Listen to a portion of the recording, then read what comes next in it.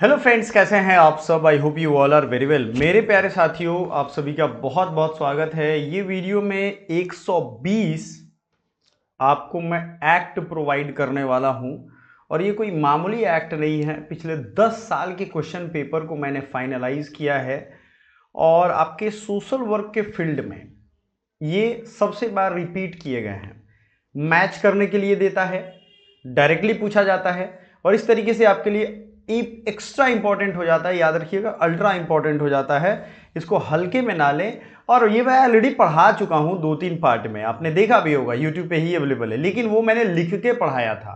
कुछ बच्चों का डिमांड आया था कि सर उसको एक बार थोड़ा सा बढ़िया से एक सीट में पीडीएफ में इस तरीके से पढ़ा दो। तो हमने कहा चलो ठीक है, आपको क्लैरिटी रहनी चाहिए, क्योंकि अगर आपको क्लैरिटी है ना तो आपको पता है कि एग्जैक्टली आपको कहाँ जाना है। दूसरी एक कमाल की बात यह है कि आप एक शिद्दत से पढ़ाई करो। ये मत सोचो कि संडे है, मंडे है, ये है, वो है। जब तक थक ना जाओ तब तक पढ़ो, फिर आराम करो। और जब तक लग जाता है कि पढ़ाई से उब गए हैं तो थोड़ा दूसरा एक्टिविटी करो, है ना। ये आप रूटीन बरकरार रखिए अपने लाइफ में। सबसे ज़्यादा मेरा फोकस जो रहेगा इन एक्ट पे, ओरिजिन ईयर्स पे। क्या इसका उद्देश्य है ये यहाँ लिखा गया है, लेकिन ये आपके उतने काम का नहीं है। तो आपको ध्यान रखना है कि इस एक्ट को, अच्छा एक चीज़ और, इसको अगर आपको रिवीजन करना हो तो आप रिवीजन कहाँ करोगे। हाँ, एक चीज़ मैं बड़ा क्लियर बोल दूँ, मैंने पूरी ई बुक PYQ और प्लस आपके नोट्स रेडी किए हुए हैं अपने अनुभवों के आधार पे। 3 बार मैंने नेट निकाला, 99 परसेंटाइल रिजल्ट भी आपने देखा है। तो मैं उसको रेडी कर चुका हूं और इन सारे चीज़ों पे वर्क करता हूं, रेडी करता हूं। तो मैंने ये सोचा है कि अगर आपको भी एग्जैक्टली एग्जाम निकालना है, इस सेशन के थ्रू मैं बता रहा हूं सबको, एग्जाम अगर एग्जैक्टली आपको निकालना है तो इसको हैंड रिटन नोट्स बनाइए अपने कॉपी में। आप कहोगे सर हम कैसे बनाएं, तो आप देखो हमने बनाया हुआ है। तो अगर भाई मेरी तरह रिजल्ट आपको चाहिए तो बनाना चाहिए, ऐसा मैं आपको मना नहीं कर सकता कि नहीं आप मत बनाओ। सिंपल सा लॉजिक है, आपको बनाना चाहिए। अब कहते हो कि नहीं सर ये आप मुझे पीडीएफ फ्री में दे दो। फ्री में मैं नहीं दे सकता हूं। कारण है उसका, जब भी आप माइंड को फ्री वाला एक आदेश देते हो ना, फ्री का, तो वो फ्री में ही रह जाता है, वो आपके काम कभी नहीं आता है। ये मैं अक्सर देख रहा हूं, ये साइकोलॉजिकल इंसान फ्री वाला है, फ्री वाला ऑफर है, फ्री वाला, वो फ्री कभी काम नहीं आ रहा है लाइफ में। तो आपको क्या करना है, ये काम करना है, ये ध्यान रहेगा आपको। हाँ, वो 200-250 का है, आप बाई कर सकते हो। पूरी ई बुक ले लो, बहुत सारी किताबें होंगी, इसको भी एक बार पढ़ के देखो। सिर्फ एग्जाम ओरिएंटेड चीजें मैंने पढ़ाई है, 250-300 पेज में आपका सारा कंप्लीट हो जाएगा। PYQ के सॉल्यूशन, डिटेल एनालिसिस, सॉल्यूशन तो यूट्यूब पे करवाया ही है। तो कुल मिलाकर के जिनको रिजल्ट निकालना होगा वो बहाना नहीं मारेंगे कि पीडीएफ नहीं है, ये नहीं है, वो नहीं है। पेड वाले स्टूडेंट को तो हम दे ही रहे हैं। इसके पीछे आप समझ रहे हो मैं क्यों ये कह रहा हूं। अब आप कहोगे सर हमारे पास 200-250 भी नहीं है। तो भैया अगर आपके पास नहीं होंगे, आप मॉक टेस्ट हमारा देते हो, उसमें स्कॉलरशिप के तहत आपको प्रोवाइड करेंगे, तो आपका मेहनत से कमाया हुआ रहेगा। आप चीजों को समझो मैं क्यों ये कह रहा हूं, क्योंकि वो मेहनत से कमाया रहेगा ना तो आपको वो अच्छा लगेगा। ऐसे फ्री वाली हैबिट बंद कर दो आप अपने। चलो शुरू करते हैं। इस सेशन को लाइक कर दीजिएगा, अपने मित्रों के साथ शेयर कर दो और ज़्यादा से ज़्यादा लोग सब्सक्राइब कर लो। तो आपने तो पढ़ लिया होगा, स्क्रीन पे मैंने रखा था। आधार का जो एक्ट आया था वो 2016 में आया है, और protection of human rights act 1993 में, जिसमें नेशनल ह्यूमन राइट्स कमीशन बनाया गया। इसमें तो मुझे नया बताना नहीं है। Protection of civil rights act ये 1955 में आया। Civil rights act doctor Bhimrao Ambedkar जब थे उसी समय ये आया हुआ था, और 1955 की बात है ये। Person right of person with disability act. अच्छा, डिसेबिलिटी के लिए पहले कोई और एक्ट था, सुनिएगा इसको, पहले कोई और एक्ट था, फिर से इसको अमेंड किया गया है। तो कोई भी बहादुर स्टूडेंट ये बता सकता है कि आप right of person with disability act, और 2016 के इस एक्ट में बार बार ये पूछा जा रहा है, सुनिएगा ध्यान से। अगर आपको चाहिए तो अगली बार ये एक्ट का जो इंपॉर्टेंट पॉइंट्स है, जो एग्जाम में बार बार रिपीट कर रहा है, वो मैं लेकर के आऊंगा। चाहिए तो कमेंट करना पड़ेगा। फ्री में मैं बोल रहा हूं ना, फ्री में मैं कुछ नहीं देने वाला हूं, क्योंकि इंटरेस्ट की बात है ना यार। आप देखोगे नहीं तो मेरे पढ़ाना बेकार हो जाएगा ना, मेरे पास इतना टाइम नहीं है। हम सभी को ये भ्रम है कि हमारे पास बहुत टाइम है। एक किताब बताता हूं, पढ़िए उसको, द आर्ट ऑफ लेजीनेस। हर एक स्टूडेंट को पढ़ना चाहिए, बड़ा इजी इंग्लिश लैंग्वेज में लिखा है। ज्यादा महंगी किताब भी नहीं है, 150 रुपए की किताब है। कोई किताब मत खरीदो फालतू, एक किताब ये ले लो, आर्ट ऑफ लेजीनेस, मैंने नहीं लिखा है भाई। और उसको पढ़ो, आपको पता चलेगा। बड़े बड़े महान लोग 40-50 साल की उम्र में निकल लिया, आपने 30 साल ऐसे ही बिता दिया। 10 साल, 15 साल, 20 साल और जीना है। आप सोच रहे हो कि बहुत टाइम है अपने पास, नहीं है। तो अगर दूसरे के इंपॉर्टेंट टाइम चाहिए तो आपको कुछ ना कुछ एक्टिविटी करना होगा। बातें कड़वी हैं लेकिन काम की हैं। तो right of person with disability 2016 में आया है। पुराना एक्ट और नए एक्ट में क्या बदलाव आया, ये सब मेरे पास नोट्स बना हुआ है, मैंने बनाया तब एग्जाम निकाला, ऐसे हवा में नहीं निकाला exam. National trust for welfare of person with autism, cerebral palsy and mental retardation and multiple disability act 1999 में, ये याद रखिएगा, ये ट्रस्ट है, इसको नेशनल ट्रस्ट एक्ट भी कहते हैं। इसमें autism, cerebral palsy, mental retardation, multiple disability के लिए आप इलाज करवाओ, ये बेसिकली ट्रस्ट है। और welfare and rehabilitation of person with disabilities का टारगेट है। SC/ST प्रिवेंशन एक्ट 1989 का है। Protection of scheduled caste and scheduled tribe from atrocity 1989। Scheduled tribe and other traditional forest dwellers 2006 में ये एक्ट है। शेड्यूल्ड ट्राइब का याद रखिएगा, 2006 में फॉरेस्ट राइट्स क्या क्या हैं। जो फॉरेस्ट ड्वेलर्स हैं, जनरली देखोगे आप कहीं कोई लीज पे ज़मीन खरीद लेता है तो सारे वहाँ आदिवासियों को भगा देता है, तो इसके लिए एक एक्ट आया है 2006 में, ठीक है ना, इसको याद रखिएगा, ध्यान से देखिएगा। National commission for women act और नेशनल कमीशन ऑफ माइनॉरिटी। अच्छा, वीमेन कमीशन यानी महिला आयोग की अगर आप बात करते हो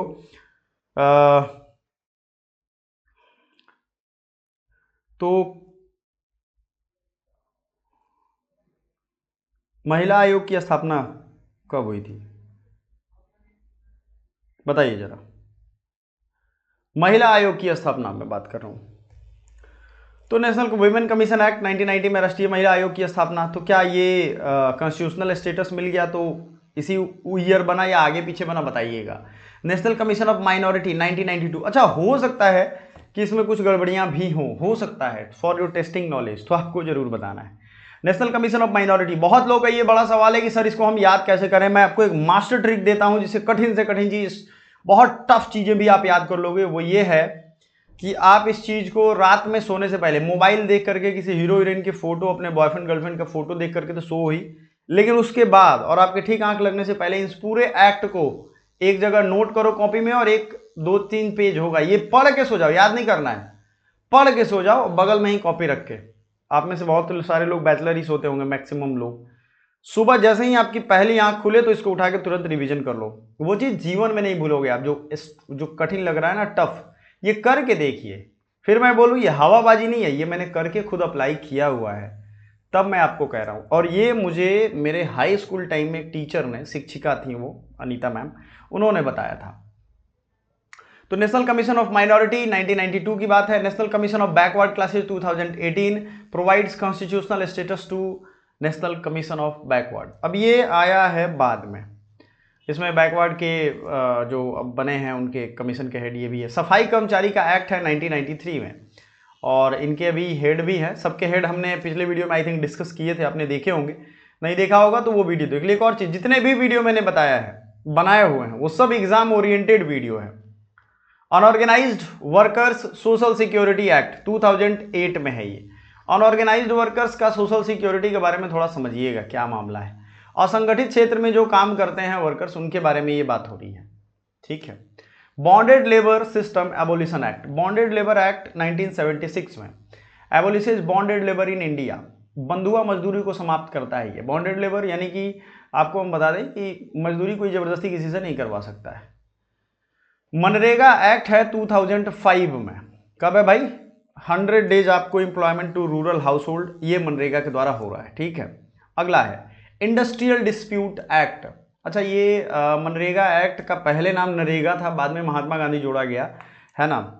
industrial dispute act 1947 regulates industrial relation and dispute resolution. Industrial dispute act 1947, payment of wages act 1936, payment of bonus act 1965। बहुत सारे एक्ट इसमें मैं पढ़ा चुका हूं, बहुत सारे पढ़ाने वाला हूं, क्योंकि कैटेगराइजेशन जैसे साइकाट्रिक, सोशल वर्क, इन सब चीज़ों को भी पढ़ा रहा हूं एक एक करके। टारगेट है एग्जाम से पहले पूरी चीज़ें मैं सीरियल वाइज आपको अलग अलग फोल्डर में दे दूंगा, अलग अलग प्लेलिस्ट में दे दूंगा। Payment of gratuity act 1972, payment of bonus act 1965, EPF and miscellaneous provision act 1952। क्या है भाई, employ provident fund and miscellaneous provision act 1952 है, provides for provident fund benefit. ये ईपीएफओ अभी भी काम करता है, ठीक है, पीएफ जिसके करते हैं। कोड ऑन वेजेस, ये 2019 में कोड ऑन वेजेस होता है यानी ये नया वाला एक्ट जो आया है ना, उसकी बारे में बात हो रही है। कोड ऑन सोशल सिक्योरिटी 2020 में आया है। पहले से तो सारे एक्ट थे ही, लेकिन इन सबको अब 4 कोड में बांटा गया। आपको मैं बता दूं थोड़ा और, ये जो पेमेंट ऑफ ग्रेचुइटी है, बोनस है, डिस्प्यूट, ये इंडस्ट्रियल डिस्प्यूट, इन सबको क्या किया सरकार ने, 4 कोड में बना दिया। कोड ऑन वेजेस का एक ग्रुप कर दिया है, जो वेज वाला है सबको एक जगह, सोशल सिक्योरिटी वाला एक जगह।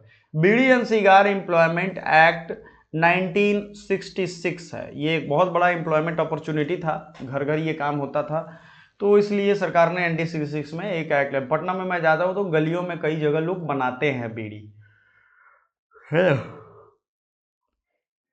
Building and other construction workers welfare cess act, यानी बिल्डिंग में अदर कंस्ट्रक्शन अगर welfare cess in the sense कि बिल्डिंग अगर आप बना रहे हो, कंस्ट्रक्शन कर रहे हो, तो आपको वर्कर्स के वेलफेयर का सेस जमा करना है। 1986 में आया था। Contract labour regulation and abolition act 1970 में आया था। ठीक है, चलो आगे बढ़ते हैं। Inter state migration workman act, ये बड़ा इंपॉर्टेंट है। 1979 में आया था। जब आप एक दो स्टेट से दूसरे स्टेट जाते हो तो क्या आपके राइट्स हैं, क्या आप कर सकते हो प्रवासी मजदूरों के लिए, तो ये राइट्स ऑफ माइग्रेंट लेबरर्स 1979 में। Plantation labour act, worker welfare of plantation workers, plantation labour act 1951। ठीक है, आगे बढ़ते हैं। Trade union act 1926, trade union act क्या होगा 1926। Recognition of trade unions and rights. Working journalists act 1955, ensure fair working conditions for journalist. Working journalist यानी जो काम करने वाले हैं, काम कर रहे हैं, उनके लिए है। Working journalist rate of wages act 1958, determines wage rates for journalist. फिर आते हैं protection of women from domestic violence, घर पे अगर मारपीट आप कर लेते हो, या कोई भी कर लेता है, तो 2005 में उसके लिए एक एक्ट आया हुआ है। ये वीमेंस को डोमेस्टिक अब्यूज से बताता है, चाहे घर की कोई महिला हो, बहन, बेटी, माता या कुछ भी। Sexual harassment of women at work place act 2013, sexual harassment of women at work place, ये 2013 का है। Dowry prohibition act 1961, dowry prohibition act कौन सा है 1961 का। Immoral traffic prevention act 1956। Indecent representation, महिलाओं का जो आप देखते हो खास करके जो इनरवियर का एडवर्टीजमेंट होता है, उसमें इंडिसेंट रिप्रेजेंटेशन होता है। बीएचयू में जब मैं था तो एक बार कैंपेन चला था, जितने भी हमारे लंका के बाद दुकान है उन सबको हटाया गया था ये चीज़, क्योंकि महिलाओं का इंडिसेंट रिप्रेजेंटेशन नहीं करना है। आप करो, आप प्रचार कर रहे हो, सेल कर रहे हो, सीधे उस चीज़ को डाल दो, दिखा दो, वो चीज़ है। लेकिन किसी देखते हो ना मॉडल वॉडल लोग डालते हैं, तो ये थोड़ा भड़काऊ होता है। इसके लिए एक्ट है proper 1986। Immoral traffic act 1956, prevent trafficking and prostitution sorry, immoral traffic act 1956 में है। इंडिसेंट रिप्रेजेंटेशन 1986 में। कई चीज़ें आपको लिंक हो करके, ये दोनों आप देखोगे एक तरीके के एक्ट हैं, महिलाओं पे ही लागू होते हैं ज़्यादातर केस में, ये तो आप यहाँ देख सकते हो। Prohibition of child marriage act 2006, prevents child marriage. Child marriage act कब है भाई, अच्छा ये नया वाला चाइल्ड मैरिज मतलब 2006 का है। नेक्स्ट है पॉस्को एक्ट, ये 2012 में है। POCSO protects child from sexual offense. Maternity benefit act सबसे पहले वाला जो आया था वो 1961 में आया, और उसके बाद इसमें 12 वीक का ही था, तो 12 वीक से बढ़ाया गया है इस टाइमिंग को। और कितने वीक तक किया गया है ये अभी बताइएगा कमेंट करके। मेंटल हेल्थ एक्ट 1986 में आया, और इसको रिफॉर्म करके यानी रिप्लेस किया गया 2017 में मानसिक रोगियों के लिए। तो मैटरनिटी बेनिफिट एक्ट नया वाला आपको बताना है, नया वाला इस सरकार ने पास किया है। So protection and rights of mentally ill person 2017 में ये आया हुआ है। ये भी आपके लिए एकदम इंपॉर्टेंट है, ये ध्यान रखिएगा। ये जो रिप्लेस किया गया ना, तो इसके प्रावधान पूछ रहे हैं, समझिएगा चीज़ों को, आपके फायदे के लिए मैं बता रहा हूँ। Medical termination of pregnancy act MTP act 1971, legal framework for abortion under certain condition. HIV prevention and control act 2017, ठीक है ना। HIV का जो एक्ट है वो 2017 में है, क्लियर है। Food safety and standards act 2006 में है। फूड सेफ्टी की अगर हम बात करें तो 2006 में है। Infant milk substitute feeding bottles and infant food act 1992 में, ठीक है। Regulate infant food and marketing, clinical establishment act एक एक्ट है जो आप यहाँ देखना चाहोगे। क्लिनिकल इस्टेब्लिशमेंट यहाँ 2010 का ये एक्ट है, clinical establishment. Transportation of human organ and tissue act 1994, transportation of human organs and tissues act क्या हो जाएगा 1994। एनडीपीएस एक्ट 1985, ठीक है ना, NDPS act 1985। Epidemic disease act 1897 का है ये। एपिडेमिक डिजीज यानी आपने अभी देखा होगा कोरोना में ये इसको इन्वोक भी किया गया था, सरकार ने महामारी अधिनियम एक लागू कर दिया था एपिडेमिक डिजीज को फैलने से रोकने के लिए। जैसे आप लोग कहते हैं कि अरे तुम हमारा रास्ता कैसे रोक दिए जाने आने का, पुलिस को लगा देता था हाईवे पे, तो आपका तो फंडामेंटल राइट है। लेकिन एपिडेमिक एक्ट में ये अंग्रेजों के टाइम का है, वो लोग किसी को कहीं नहीं जाने देते थे, उस गांव से किसी को बाहर नहीं निकलने देते थे 1897, ताकि दूसरे लोग बचें। Environment protection act 1986, umbrella law for environmental protection, ठीक है ना, ये याद रखिएगा। Air prevention and control of pollution act, water prevention and air pollution, इसको शॉर्ट में एयर पोल्यूशन कहते हैं 1981 में। और सबसे पहला था water pollution act, prevention and control of pollution actually इसको कहते हैं, तो ये 1974 में है। क्लियर है। बायोलॉजिकल डाइवर्सिटी एक्ट 2002 में है, कंजर्वेशन ऑफ बायोलॉजिकल डाइवर्सिटी, जैव विविधता संरक्षण हेतु, कंजर्वेशन ऑफ बायोलॉजिकल डाइवर्सिटी 2002 में है ये। क्लियर हो गया ये चीज, बिल्कुल याद रखना है आपको। अब आते हैं कॉम्पेंसेटरी एफॉरेस्टेशन फंड एक्ट 2016 में है ये। Compensatory afforestation fund act regulates afforestation fund management, वनीकरण कोष का प्रबंधन, हिंदी वाले हैं भाई। फॉरेस्ट राइट तो आपने खैर पहले देखा है। नेशनल ग्रीन ट्राइब्यूनल एक्ट 2010 में आया, एनजीटी एक्ट, और इसने एनजीटी को एक इन्वायरमेंटल डिस्प्यूट वाले मैटर को ये सुलझाते हैं। इसका भी कई बार डिटेल पूछा हुआ है एग्जाम में, तो ध्यान देना आपको। Public liability and insurance act 1991 में है, ठीक है। और एक और एक्ट है यहाँ पे बड़ी important, commission for air quality management act 2021 में। राइट टू एजुकेशन एक्ट 2009 में है।